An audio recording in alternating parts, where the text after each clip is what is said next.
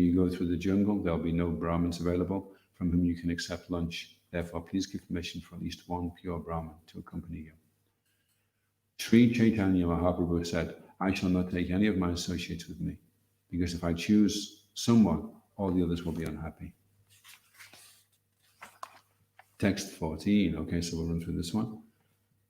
Nutana Sangi Ha Ibeka Snigda Yanra Mana Natana Sangi Ha Ibeka Snigda Yanra Mana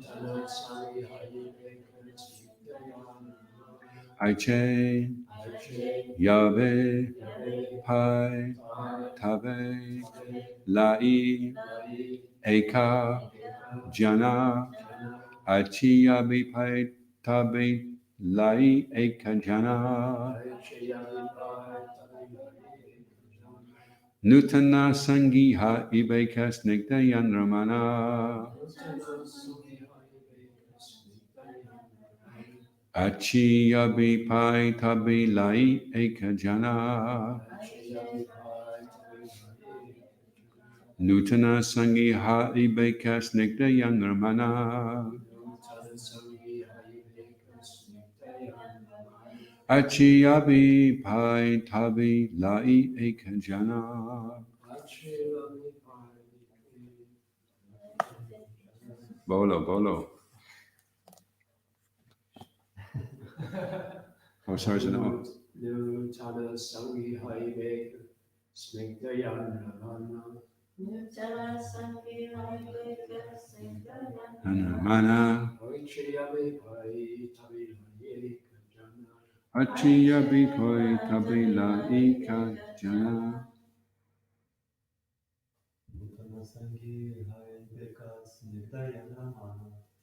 Nutana Sangiha Ibeka Snigda Yanramana Achiyabi Pai Tabi Lai Jana.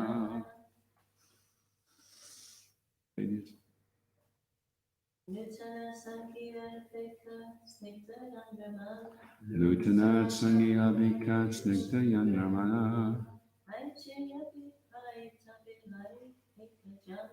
Achiyabi Pai Tabi Lai Jana.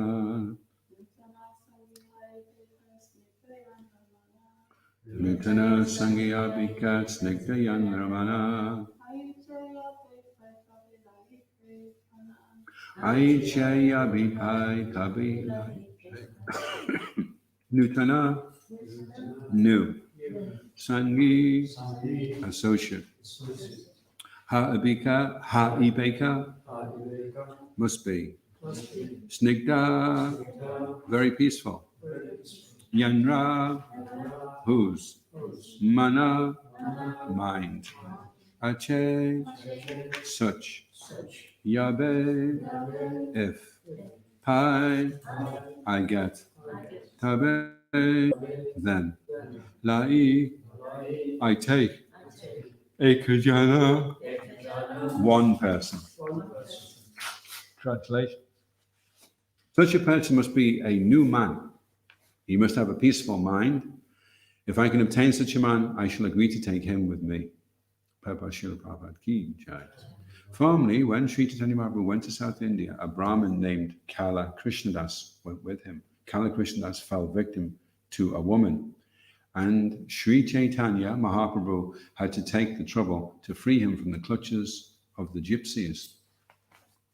Therefore, the Lord here says that he wants a new man who is peaceful in mind, one whose mind is not peaceful, is agitated by certain drives, especially sex desire, even though he be in the company of Chaitanya Mahaprabhu.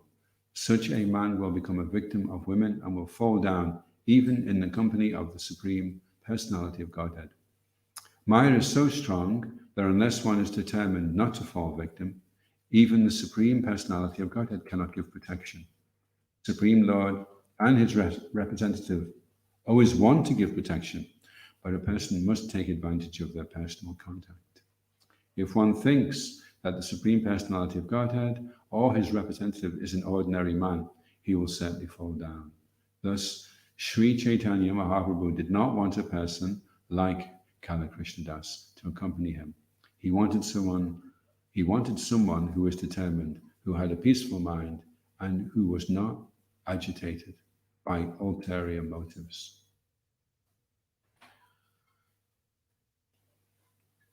Om Jnana-timirandasya Gyananjana Shalakaya Chakshurunmilitam Jena Tasmai Shri Gurave Namaha Jaya Shri Krishna Chaitanya Prabhu Nityananda Shri Advaita Gadadha Shivasadi Gaura Bhaktivinda Hare Krishna Krishna Krishna Hare Hare Hare Rama Rama Rama Hare Hare Vanchikapatruvyascha Kripasindhuvya Cha Paditanam Bhavanevyo Vaishnavevyo Namo Namaha. So I'll just read that again. Such a person must be a new man, and he must have a peaceful mind. If I can obtain such a man, I shall agree to take him with me. So it's interesting because we generally have this idea, and there are stories like that anyone that comes in contact with Lord Chaitanya Mahaprabhu, immediately they're filled with prema, and they're rolling around on the ground, and no more problems, everything's fine now, they're just floating around in ecstasy. And that we hear here of Kala Krishna Das, who is directly in association with the Supreme Lord, and still he had some difficulty. So on the one hand, it can seem, Krishna consciousness can seem really easy, and on the other hand, it can seem almost impossible. But Srila Prabhupada does say in the purport that even the Supreme Personality of Godhead cannot give protection if you're not determined. So I was reflecting that would mean because at no point does the Supreme Lord take away your free will, even if he's right there with you. Even if Lord Chaitanya came into the class this morning and decided to sit down with us, and we'd think, right, well, that's it, problem solved. Or the deities decided that this morning they wanted to give a bit of special mercy and join the Kirtan. They decided they wanted to join in. We were dancing around with the deities, and we were on the front page of Back to Godhead, next issue, with a picture of Konitaya Maya Pashashi and all the devotees dancing. So that would be really easy. Then it would be very simple that the Lord just manifests, and then problem solved. But the reason why the problem isn't solved is because the free will is always there, and the ulterior motive is also always there, and it's up to us to free ourselves from that. There are certain demons which get rid of certain anarthas. When you meditate on these pastimes where Krishna kills particular demons, those demons he kills are the anarthas that are destroyed by performing devotional service. However, even though that is the case, still there has to be a determined effort on the side of the practitioner in order to achieve Krishna's grace. Krishna's saying, if you become conscious of me, then you'll pass over all the problems. So that's the challenge. Can we become conscious of Krishna? Because we can look at a picture of Krishna, and we can chant Hare Krishna, and we can look at the deities, but are we conscious that they are Krishna? How conscious are we?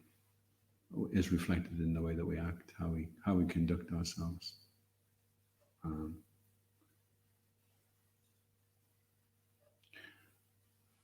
Actions speak louder than words.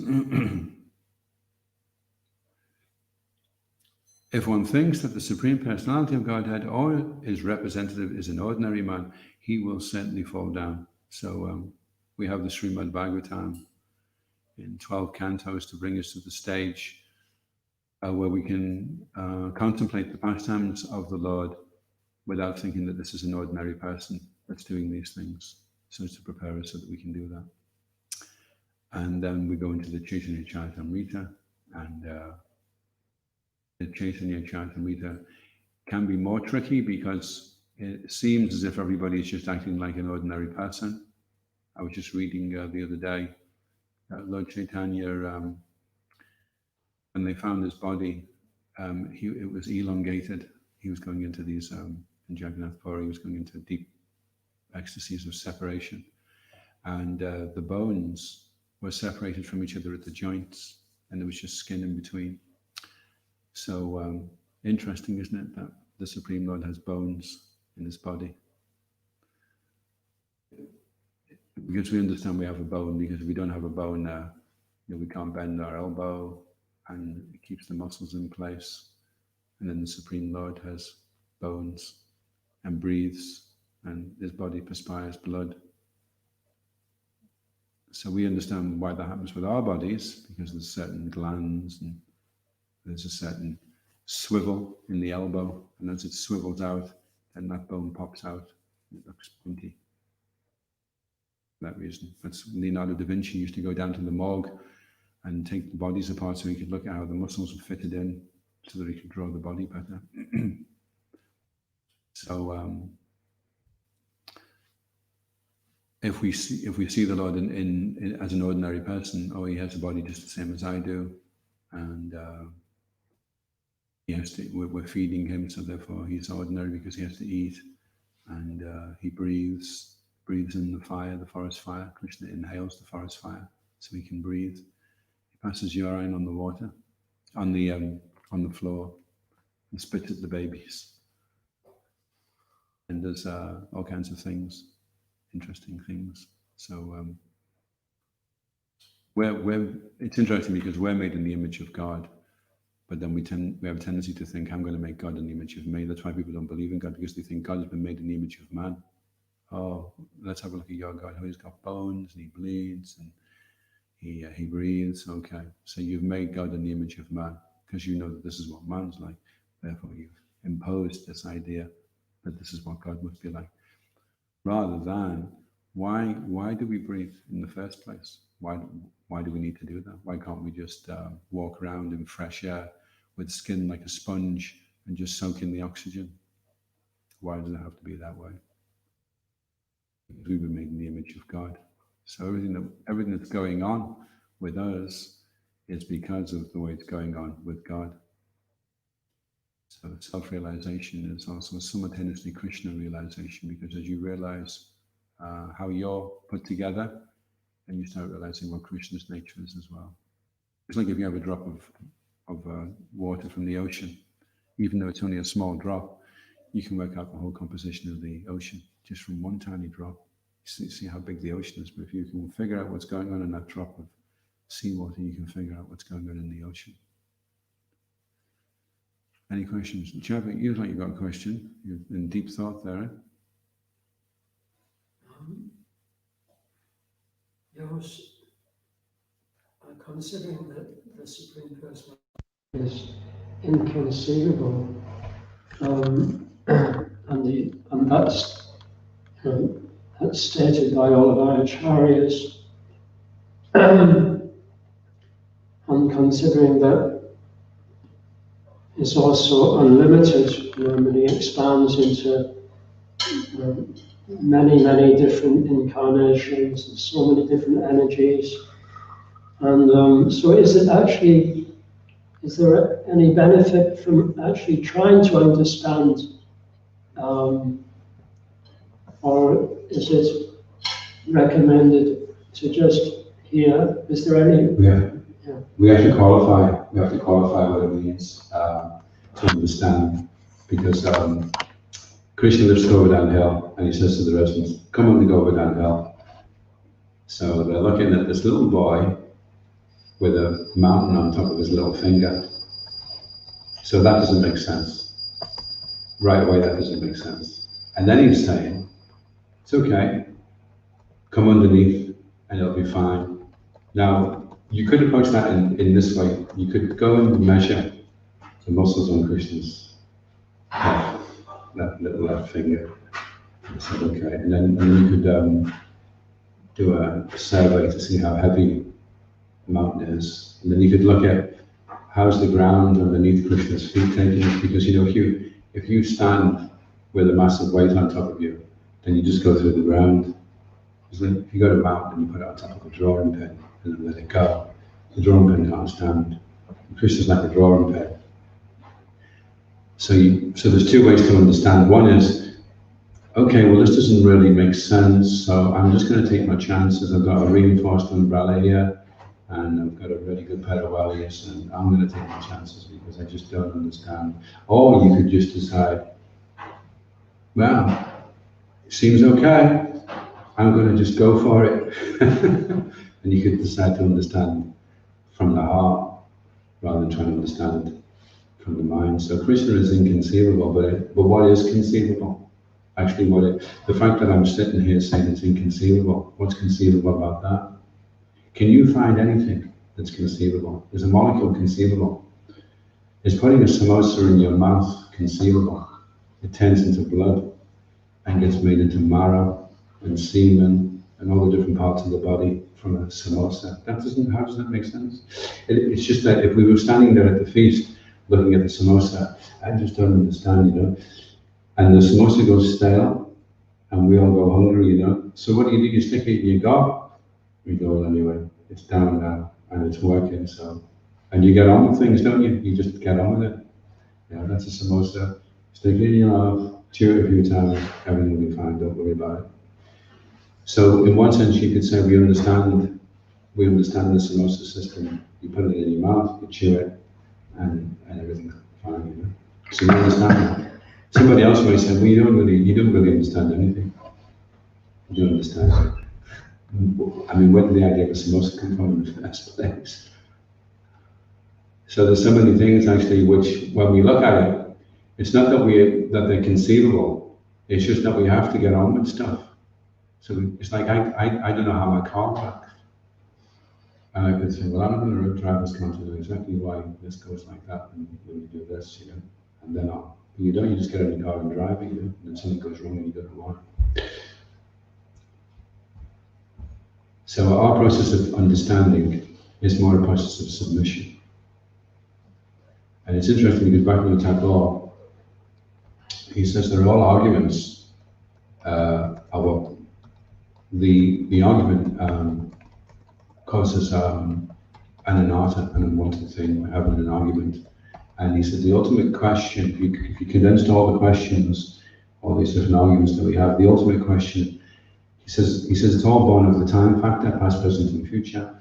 And the ultimate question, which is where all the questions are coming from, and all the doubts and all the arguments are coming from, is the one original question, which is inconceivable, which is, how did I get here in the first place? Oh, you fell down from the spiritual. When did I fall down? Was it 12:30, 5,000 million years ago? And so as soon as you drop down into the time factor, then you've got all these questions, doubts, problems, unwanted things. And he says you can solve everything by just going into the eternal present. So the eternal present that's just the way it is. Samosa, that's the way it is. Krishna, he's got a yellow dhoti on, he's got these marks on his feet. That's just the way that he breathes in, that's just the way it is. Blue sky, green grass, cows eat grass, milk comes out, it's just the way it is. The way it always was, and the way it always will be. That's the eternal present. And you could say, well, I have understood because I've accepted everything. And if we're resisting, then it's like we want something to qualify us accepting. And Krishna's saying, just come to me, just accept me, just love me, just think of me.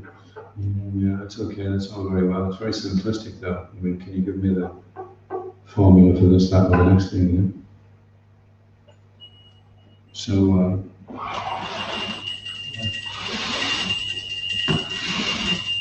Shishikone Jai Mata Shashiki. Jai.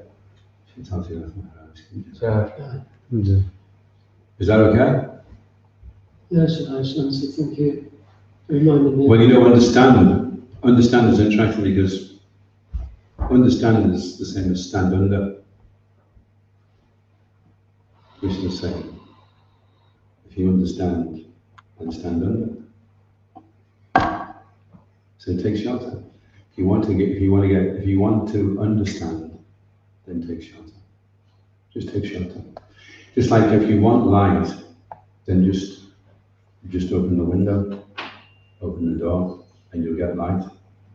You'll become illuminated. You don't have to figure out how you're going to put the light in the corner. I'm going to open the door in a minute, and the light's going to come through. I'm just wondering how I'm going to arrange the light to be in the corner of that room, because it looks very dark. You don't have to worry about it, just Krishna Surya Sama. Krishna comes in, he's like the sun. And when the sun comes in, you don't have to escort the darkness out. There's no more problem, there's no more Maya problem anymore. There's no more doubts. There's no more... it is inconceivable. The fact that we exist is inconceivable. It's just... And what's even more inconceivable is to not exist, to think of not existing. To try and imagine not existing is inconceivable, because we're eternal. That's why when somebody dies, it's very difficult to grasp it, because we're thinking of the body, so the body is now stopped, it's finished now. And we're having to accept, well, the person must be finished, and it's very hard because we intuitively know that that's not correct. We know that the person who we've touched, who's touched our heart, we've touched his heart, there's been a connection there. And there's been some sense of the eternality of the soul, that the relationship goes much, much deeper than just the span of a few years. So then when death comes and snatches the person away, we refuse to accept that person is gone, because we know that we are eternal. Otherwise everything is so meaningless. You love somebody and then they disappear, or he's gone now forever. What was the point in even getting feeling any affection for anybody? And that's what leads to avoidism. Okay, well, I'm just going to avoid everything out. We're all going to not exist in the future, so I'm going to be attached or bothered or disturbed. I'm going to become indifferent. I'm going to desensitize myself from the environment. That's how I'll solve the problem. Like chopping your arm off because you've got a sore elbow. How's your elbow? It's fine. It's not hurt at all. Where's your arm? Oh, it's in the bin. I just chopped the whole thing up. So you solve the elbow problem, but now you haven't got an arm. So you could chop off your existence and say, I had enough of this, trying to interact with people, and people dying on me, and people let me down. I'm going for void. I'm trying to avoid. Avoid is to avoid. Which is what ignorance is, isn't it? Ignorance is to ignore. And when we ignore. So Krishna's just saying, just become conscious. Become conscious of me. And allow him. Give up our independence and just allow him. Let go, let God. Let go, let God. Allow him to orchestrate our existence. And fall in with his plan, whatever it is, be very malleable to whatever Krishna wants of us, and have faith that that be the ideal situation.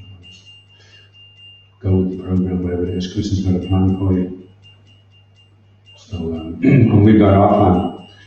And it's not quite the same as Krishna's plan, because Krishna can see past, present, and future. And we can remember very the past. We've got a very, very nebulous idea of the future.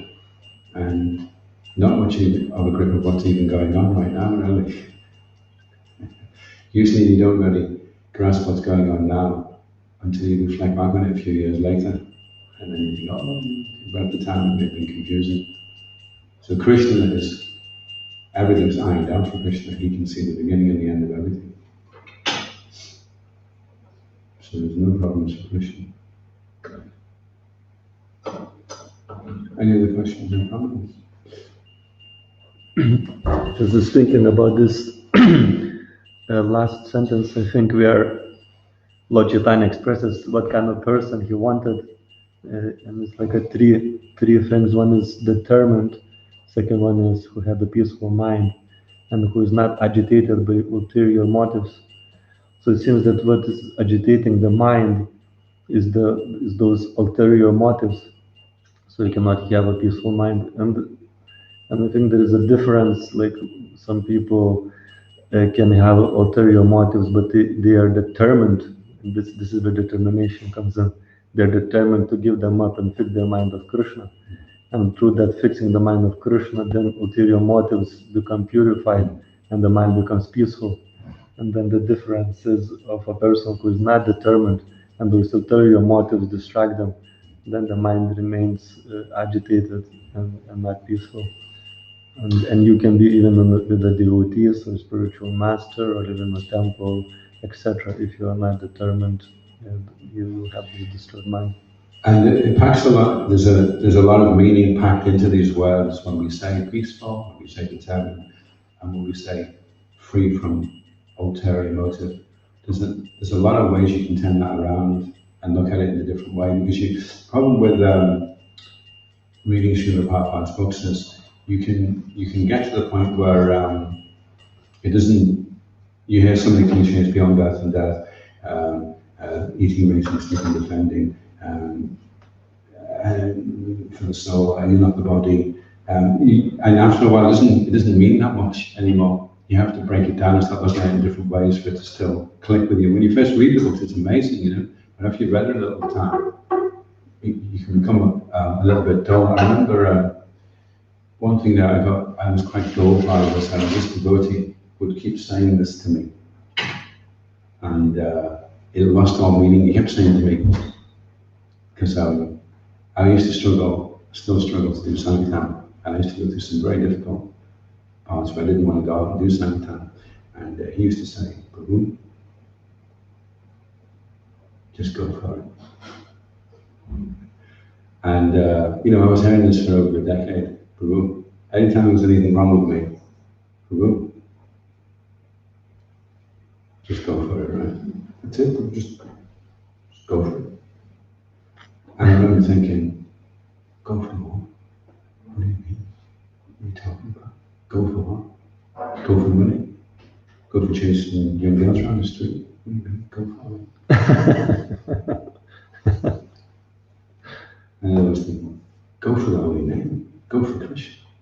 Be determined to go to Krishna. So when you hear these things like being peaceful, or being determined, or not having any ulterior, you have to try and break that down to try and get into it. What do you mean by determined? Determined means intelligent. It means that you have knowledge. You're able to slash illusion with the weapon of knowledge. Maya presents an illusory form, and you become attracted, and then with the knowledge you see, that's just a mirage. Bhaktisiddhanta Saraswati Thakur said, sex has a beautiful promise for an ugly result. So the promise is beautiful, but the result will be ugly. We slice it. I've read this, I've got it ready, we're in our little chariot every day on the battlefield, and in the chariot we've got certain ashtrays, and okay, here she comes. It's a mirage. What she's promising, the mirage is promising water, nobody's disagreeing, we know like a cup of water, but you're not going to get it there. The ocean's over there, and she's got you running this way, further away from the ocean. So you need the weapon of knowledge. No thanks. Heading this way to the ocean. So you have to be armed. Now, if you have knowledge, then you can be determined. Armed with yoga, stand and fight. So it's a fight. It's not that you just kind of, I think I'll become a Hare Krishna, put a devotee on, and then you just float off back to Godhead. Now we're engaged in warfare. It's a fight. You need weapons. If you get out there on the battlefield, and here comes back to Bob, right? Back to Bob, get to the front there, they're ready coming at us. What's the problem back to? You forgot your weapons. He's forgot his weapon. He's come out to the battlefield and he's forgot his weapon. Get back. Go and read back the heat for half an hour. You read, you chant. It's all in the morning, getting you ready. So that whatever gets thrown at you, seems beautiful, but it's you're like a psychic kung fu, whatever comes. So that's how we get determined. We have strong intelligence. There's so much knowledge that we've gleaned in the Shastra. And then we're peaceful and without ulterior motive. that only really comes when you reach the stage of Nishta. So it's head down, boys, and push forward until we reach Nishta. Up until then, you're going to get all kinds of things slung at you. You're going to just push on. Don't be looking too much for the bliss right now. Just look for hard work. Make a determined effort. Keep the knowledge at the forefront of your mind. And once you get free of 75% of the anarthas, then you become peaceful, and the ulterior motives start to diminish, and you actually want to start doing things. There's a tipping point. And the tipping point is the point where you become free from pride. You actually become humble. You embrace humility. You're proactively humble. So you're looking for ways. And Bhaktivinoda Thakur says, real humility means seeing everybody else as better than you, not just initiating sannyasis or people that are in the movement for at least a year longer than you have, but feeling that everyone else is better than you, even if it's somebody selling hot dogs on an industrial estate. Because you see, well, okay, this person's doing this, which is very unfortunate, but if they'd had the same amount of Mangalatis, Mahaprashadam, visits to the Holy Dham, samosas at the Sindhi feast, would be doing a lot better than I am. So you can look at it like that and be humble. And then when you get the hang of this humility, then the tipping point is then you become Nishta, you become fixed. Trinada Visanicha, the third Shikshashtakam. There are all the Shikshashtakam verses referring to different stages. So Trinada is referring to the stage of Nishta. So that's when you're free of ulterior motive. You're not looking for respect, you're not looking for mileage out of anything. You're looking to try and respect other people, try and give them the credit. The interesting thing about appreciation is, you know what happens to appreciation? If you cultivate it, it turns into gratitude. You start feeling really grateful for everything Krishna's given you. Any other questions or comments?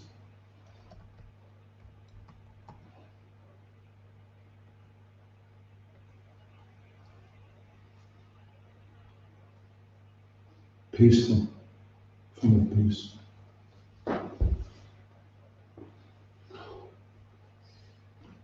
He wanted someone who was determined, who had a peaceful mind, and who was not agitated by ulterior motives. So the trick of ulterior motives is we're thinking, if I give up this ulterior motive, I'm not going to be determined and peaceful. But it's the very thing that's taking away our peace and our determination. Interesting, isn't it? But that's what illusion is. Illusion is presenting you with something as if it's something else, but it's actually not.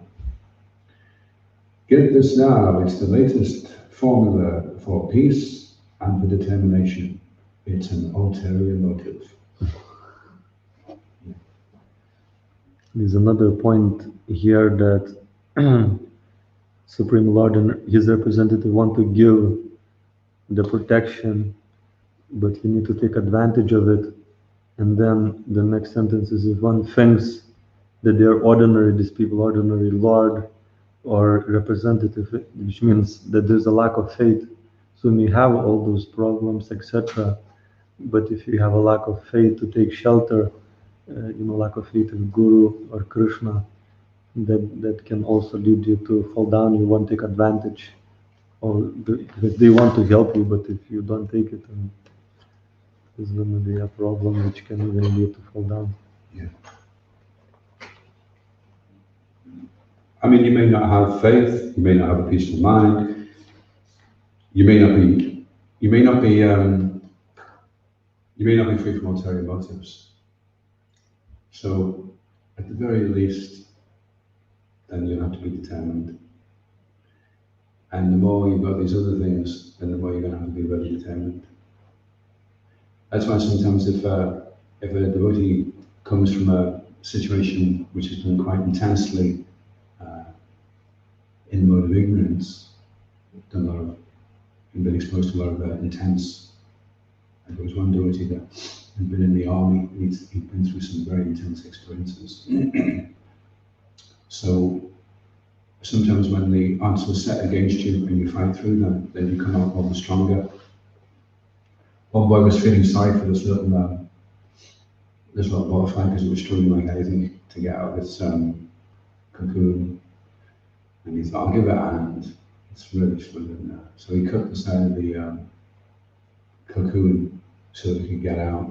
And so the butterfly got out really easy, but it couldn't fly. Because it had to struggle and make that effort and build up those muscles so that when it did come out, it would be ready to fly. So Krishna knows what we all need individually to make us fly and make us strong, so that we all have our own different cocoons that we're trying to break free from. And if we say, well, Krishna, you're God, you're the Supreme Personality of Godhead, you should just do this for me. Make it easy for me.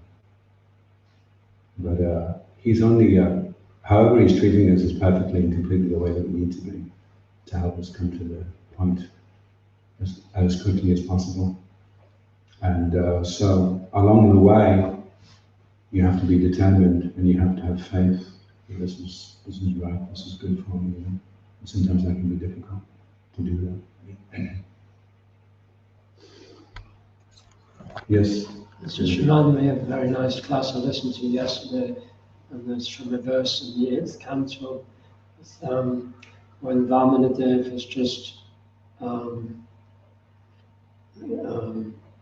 told Bali Maharaj he's just taken his final, before he takes his final step, and then he ties him up with the ropes and tells him he's going to be sent down to, he loses all of his power, he loses all of his opulence. And so the verse says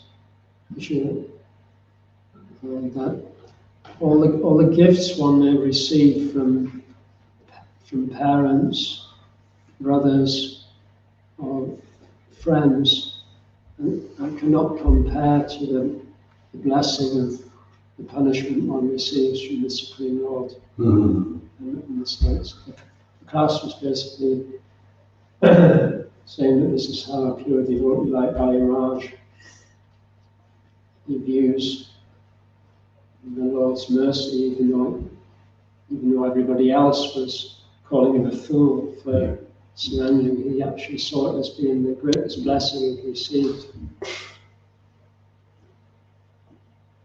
It's a personal, that's why Krishna warns in Apichatsundarachira that what's going on between him and his devotee is a personal affair.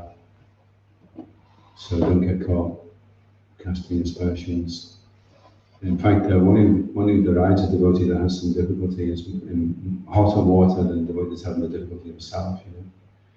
So what's going on between the Lord and this pure devotee, we shouldn't try and venture in to understand. We should be more concerned about what's going on between me and the Lord, rather than what's going on between him and him. Don't worry about him.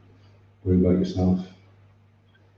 And so he was okay, Bali Maharaj was okay, he could fully understand, he didn't have any problems, so we should be praying to Bali Maharaj, well, can you help me to have that same vision that you had, where you were able to see that this was, and it was actually, because he went into this really far-out situation, And just like all of them, actually, they came up against Krishna, they all ended up in a really, really amazing situation, whether you were Putana, Kamsa, whoever it was, and it looked like they'd had a bit of a hard time off Krishna, but ultimately it was really good for them, And some of them were blessed with the ability to be able to see that that's what was going to happen anyway, and just surrender to their fate. So we should be praying also to be able to have that vision. And Krishna's saying, if you become conscious of me, what that means is, if you become conscious of my intention for you, my good intention for you, that this has been arranged 100% completely for your benefit. Well, like all of us now, we're all in this situation, it's a lockdown. And for each one of us, it can be a great thing, that it's been arranged, and we can see it, well, this has been arranged for me. It's like each gopi is with Krishna, and she thinks Krishna is just with her. So each of us can take whatever the situations that we're in. This is Krishna directly dealing with me perfectly for exactly what I need. Whatever it is, everyone can feel like that. Because it's a fact, it's actually a fact. And then we don't have to interfere with somebody else, like, oh, that gopi thinks she's dancing with Krishna, but I don't see any Krishna. I'll go over and tell her that Krishna's here with me. Pretend that you're just happy to be with Krishna, don't worry about what they are. Because none of them can see Krishna in any other book. They only see the Krishna in themselves. So, and what does Krishna want? If Krishna's with us right now, and we're going to go do something which is nonsense, we wouldn't do it if Krishna's with us right now. So that solves the problem. If Krishna's with us all the time, and he's sitting on our lap, little baby Krishna, and we see somebody having a fall down, and we see someone having a problem, and we go to go, and then we look at Krishna and go, oh, I think he needs a bit of help, or whatever he does, but that will help us to protect us. So we can carry Krishna around with us today in our hearts. And then it's like when if you're attracted by the illusory energy, they say the way to get free from that attraction is think of Krishna's eyebrows, raising his eyebrows, because you're enamored by something, and Krishna goes, oh, sorry, okay, over me. So maybe it's a way to defeat the material energy, because she's embarrassed in front of Krishna. So, and it's embarrassing if you're really attracted. And then Krishna is, oh. Yes, Govinda ki, Shri Prabhupada ki, Go Premanandi.